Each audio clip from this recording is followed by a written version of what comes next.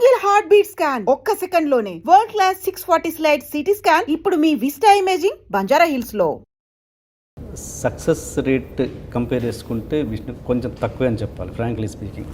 అంటే దీంట్లో ఉన్న మెయిన్ మంచు ఫ్యామిలీ మీద ఉన్న కంప్లైంట్ ఏంటంటే ఇండస్ట్రీలో కానీ బయట కానీ అంటే ఈ మంచు ఫ్యామిలీలోకి ఎంటర్ అవ్వాలంటేనే భయపడతారు.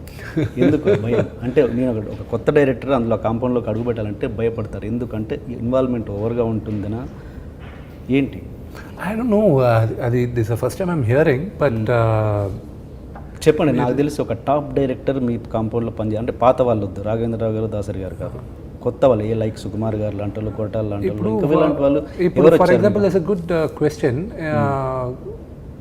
ఇప్పుడు ఫర్ ఎగ్జాంపుల్ శ్రీను వైట్ల గారు బిగినింగ్ స్టేజ్ కాబట్టి తోటి అక్కడి నుంచి సక్సెస్ వచ్చింది కాబట్టి. But if you look at it, దానికి ముందు ఆయనకి సినిమా ఆడలాగా, సూపర్ స్టార్తో సినిమా ఆడలాగా అందరివాడు.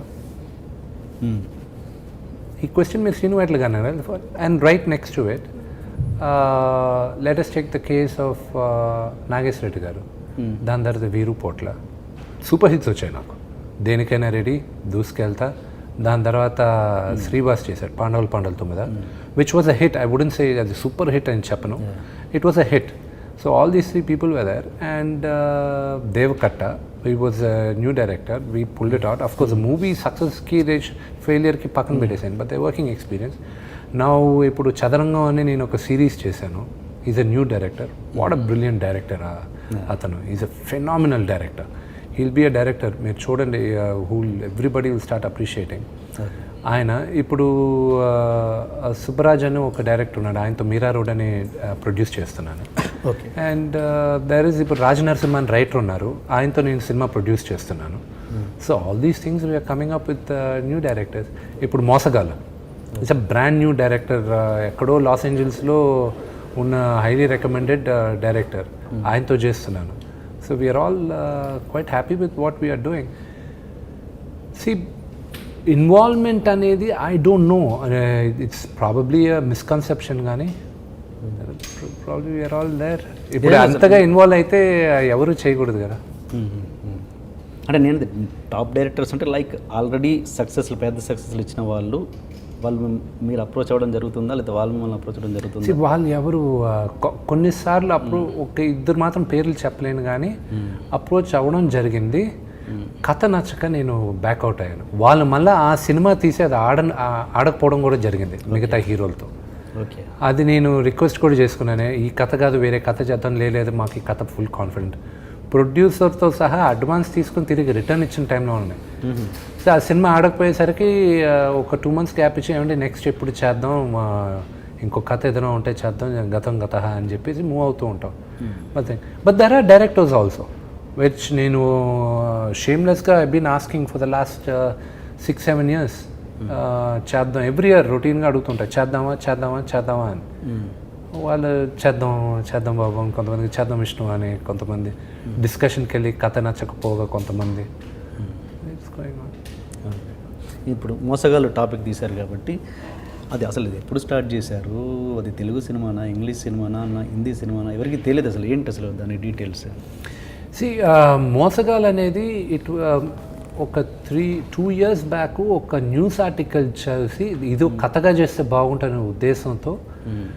సో కమింగ్ బ్యాక్, ఆచార్య అమెరికా యాత్ర రిజల్ట్ రాకముందే ఏమనుకున్నా అంటే ఒక 1 year let's just take a gap, shut up, first మొత్తం మీరు ముందు రివైజ్ చేసుకోండి, దాని తర్వాత కమ్ బ్యాక్ అని ఉద్దేశంతో ఆ ఆర్టికల్ చూసిన వెంటనే LAలో నుంచి నాకు తెలిసిన రైటర్స్ని కొంతమందిని హైర్ చేసి వాళ్ళని ఇండియాకి పిలిపించి ముందు కథ రాయించాం.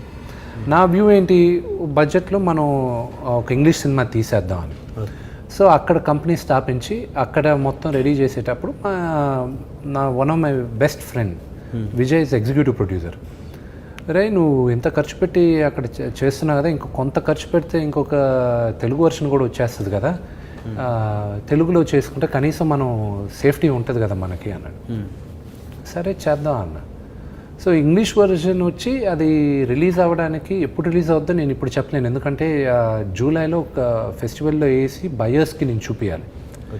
తెలుగు వర్షను దేవుడి దయ వల్ల June 5th రిలీజ్ అవుతుంది.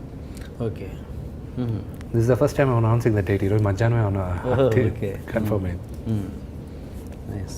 అంటే ఇప్పుడు దీన్ని ఇంగ్లీష్ సినిమా అనుకోవాలా తెలియదు దానిలోంచి ఇది తెలుగు సినిమా కానీ, ఎందుకంటే తెలుగుకి లిబర్టీస్ చాలా తీసుకున్నాం, ఇంగ్లీష్కి మేము లిబర్టీస్ తీసుకోవాలి. అది it's going to be a different cut all together. అనేది మీరు స్టార్ట్ చేయాలి అనుకున్న పాయింట్ ఇంగ్లీష్లోనే కదా, ఒరిజినల్ మూల ఐడియా ఇంగ్లీష్ మూలగా. బట్ కానీ ఆ కథ జరిగింది భారతదేశంలో, కొంత భాగం అమెరికాలో. సో అది మేజర్గా ఇండియాలోనే జరిగింది. లాంగ్వేజ్ గురించి మాట్లాడుతున్నాను. సినిమా లాంగ్వేజ్ అనేది ఫస్ట్ ఇంగ్లీష్లోనే చేద్దాం అనుకున్నారు. అది ఇంటర్నేషనల్ వర్జన్లో కూడా మీకు Hindi English and Hindi English Telugu mixed ఉంటుంది. అది స్లమ్ డాగ్ మిలినియర్ లాగా. తెలుగులో మాత్రం టోటల్ తెలుగులో మాత్రం టోటల్ తెలుగు. అక్కడ మేము కొంచెం డిఫరెంట్గా ట్రై చేస్తున్నాం. ఇంగ్లీష్ మాట్లాడే సన్నివేశాలని ఎలాగ తెలుగులో చెప్పాలనేది 2-3 విధాలుగా ట్రై చేస్తున్నాం. అది రిలీజ్ అయినప్పుడు మీకు తెలుస్తుంది. Okay okay okay. అంటే నేను మామూలుగా ఏమంటారంటే మనలో ఇంట గెలిచి రచ్చ గెలవాలంటారు కదా, ఇంకా ఈ విష్ణు ఇంకా ఇంటనే పూర్తిగా గెలవలేదు, రచ్చ ఎందుకు వై నాట్ ద వరల్డ్. ఇప్పుడు నేను తీసే సినిమాని ఇంగ్లీష్లో మాట్లాడితే అది ఇంగ్లీష్ సినిమా, తెలుగులో మాట్లాడితే తెలుగు సినిమా, అంతే కదా. కథ చూసేవాళ్ళు ఎవరైనా సరే కథ నచ్చాలి. కానీ ఇప్పుడు లాస్ట్ ఇయర్ ఆస్కర్ గెలిచింది ఈ ఇయర్ పారాసైట్ అన్న మూవీ. Phenomenal direction. బెస్ట్ ఫిల్మ్గా గెలవచ్చా లేదా అనేది నేను డిబేట్ చేయొచ్చు, కానీ బెస్ట్ డైరెక్టర్ అవార్డు మాత్రం ఫెనామినల్. ఆ సినిమా చూసి నేను చెప్తాను, నెక్స్ట్ ఏం జరుగుతుందో తెలియలా. It's brilliant direction. మొత్తం కొరియన్ ఫిల్మ్ అది.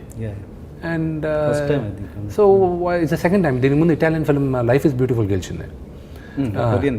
కొరియన్ ఫిల్మ్ ఫస్ట్ టైం గెలవడం. So it's great opportunity. ఆ లెక్కనంటే అర్థం ఏంటి, తెలుగులో కానీ ఒక బ్రహ్మాండమైన సినిమా తీసామంటే అది ఆస్కర్ కూడా గెలవచ్చు. So it just opened a lot of doors. దానికన్నా బెటర్ ఆప్షన్ ఏం కావాలి మనకి. ఓకే. అంటే ఆల్మోస్ట్ సేమ్ రెండు ఒకటేలాగా రిలీజ్ అవుతున్నట్టు. జూన్, అది కూడా జూలై అంటున్నారు కదా. అది జూలైలో ఫెస్టివల్కి పంపిస్తామండి. దాని తర్వాత ఏ కార్పొరేట్ కంపెనీ స్టూడియో తీసుకుంటుందో వాళ్ళు రిలీజ్. ఫెస్టివల్కి ఆల్రెడీ ఇక్కడ తెలుగులో రిలీజ్ చేశాక ఇట్స్ తెలుగు వర్షన్ డిఫరెంట్ కదా. దీంట్లో ఫైట్లు పెట్టాం, దీంట్లో బ్యాక్గ్రౌండ్ అట్రాక్షన్స్ ఉన్నాయి. Oh yeah. ఓకే. తెలుగుకి ఫైట్లు ఉన్నాయి. It's a different story in Telugu all together. ఇంగ్లీష్కి వచ్చేసరికి అది కుదించాం. అది తెలుగు సెన్సిబిలిటీస్ కొన్ని ఉంటాయండి. Father mother we're Indians in general are sentimental fools. Okay, we're suckers for sentiments.